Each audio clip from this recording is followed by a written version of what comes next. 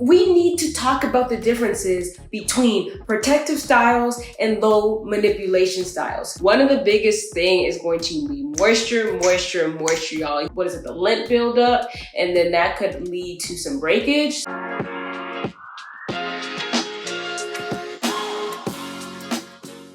Hey guys, I am AJ Watkins. I'm the founder and CEO of All Natural Kinks.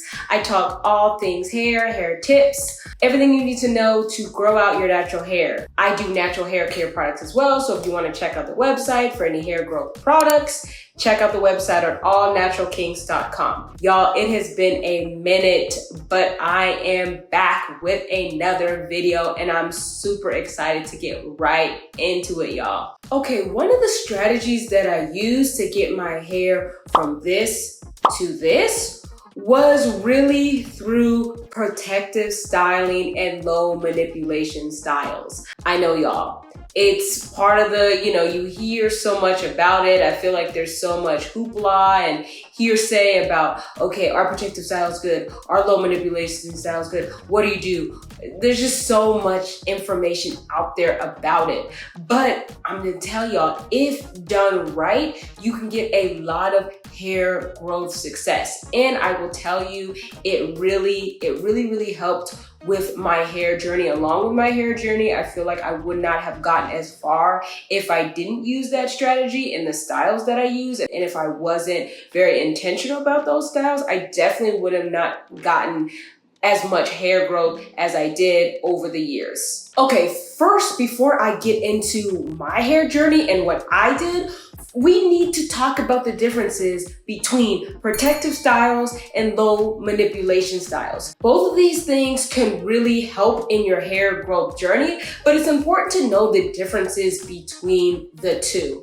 I would say for me, I used more protective styles than low manipulation styles. Okay, so protective styles are styles that completely protect your ends. So they're not exposed to the elements, they're not exposed to the weather.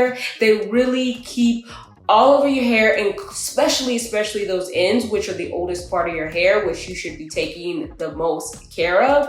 Those things are protected, right? So really, this leads to a lot of length retention. So your ends aren't breaking off, your ends are protected. And this also protects it from over manipulating it. So messing with it all the time, taking it out, taking it in. So it's a style that's going to protect your hair.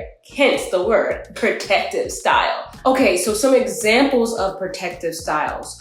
Braids, if you get braids, if you wear wigs. Sew-ins that don't require any leave out, your hair is fully under that thing. Any faux locks or knotless braids or crochet braids. Again, you wanna think of styles that do not expose your hair, especially the ends, to any outside elements. Okay, so the styles that I used to grow out my hair when I had the fastest hair growth results, I've done the process. I feel like I've kind of restarted the hair growth process a couple of times. Sometimes, I got lazy, or sometimes, my hair broke off because of heat, so I've been through this a couple of times. But what I noticed the most amount of growth was actually when I was braiding my hair just with my real hair. So, I would normally do these braids, but I would do like a smaller version of these. So I would do kind of like mini braids. I would put a wig cap on, and I would have my wigs. And this was I actually did this a lot when I was working in corporate, because it was just so easy in the morning. I didn't really have to worry about doing my hair so the hours I think I went to work, usually it was around 8:30. I would come home around 4:30, and then I would rip it right off. Like I would just, and then just, be in braids around the house, or I'd have my satin bonnet around the house.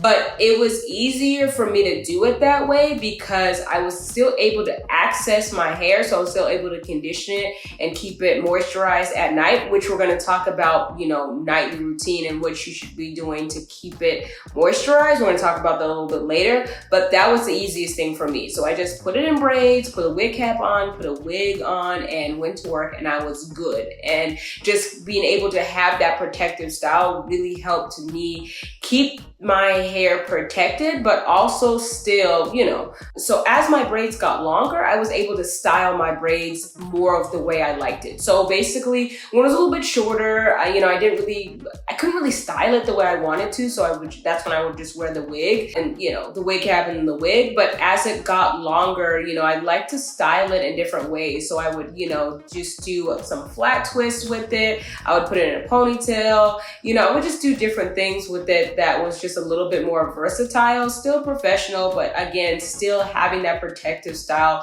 where my ends were not exposed. I wasn't over manipulating my hair, and it was still staying protected. Okay, so let's go into low manipulation styles. So low manipulation styles that don't require frequent brushing and combing. Again, that over manipulation that I was talking about. Some examples of these would be braid outs, twist outs, loose buns, puffs, updos. So it's not a fully protective style, such as if you're braiding your hair for a sew-in where everything's protected, but it's still, you're not manipulating it a lot. So the low manipulation styles that I would use, I would actually do braid outs. So what I would do is, basically how my formula went is I would wear my braids for about 3 to 4 weeks. I would then take those braids out, and usually that's when I would do a braid out. So, if I was going somewhere, I liked my hair big. I still do like my hair big, okay? But I would like to do, I would do cute little braid outs, but that was for me, that low manipulation style. And I may use that style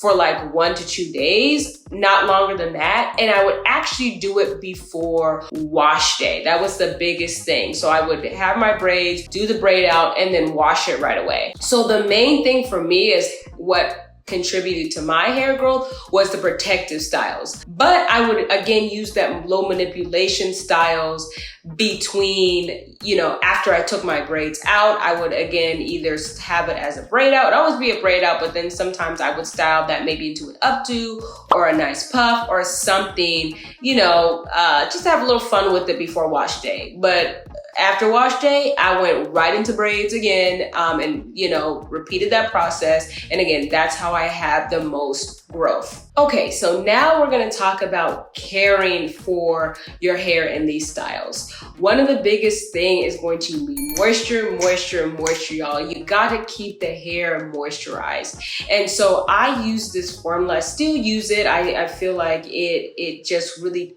it moisturizes your hair, but it keeps it moisturized. So I would use a liquid-based product. I would use some kind of leave-in conditioner cream, and then I would seal with a butter, a shea butter. I feel like at the end of that sealing, that always works for my type of hair. I have kinky textured hair, or if some people refer to that as 4C type of hair. So I felt like that was the best. So again, the liquid, the leave-in conditioner, and the butter.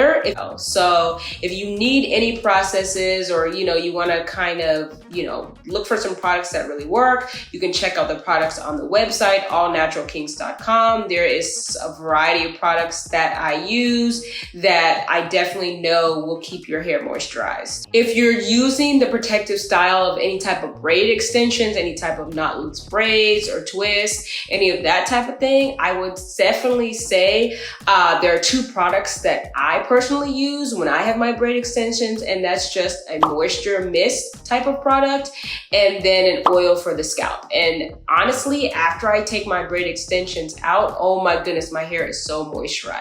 So you only need 2 of those. Again, those are on the website as well. Okay, so another thing with protective styles, how long should you leave the protective styles in? So for me, in my experience, I find if I have braid extensions, so if I do knotless braids, if I do cornrow braids with extensions, I would say 6 weeks, no more than 8 weeks. I feel like that's a good amount of time because, if you leave it longer than that, you sometimes start getting the little, the lint buildup, and then that could lead to some breakage. So I say 6 to 8 weeks. With my just regular hair, when I was just doing the mini braids with my hair, I would leave them in 4 weeks. So I feel like that's a good amount of time to really, retain length and get your maximum hair growth. Okay, y'all, so that is all for today. I hope this was helpful with protective styles. I hope you got a little bit information about what low manipulation styles are and understanding the difference between the two, y'all. I'm telling you, this will grow your hair, y'all. This will grow your hair. And let me know what you're doing and what strategies you're using and what products you're using and what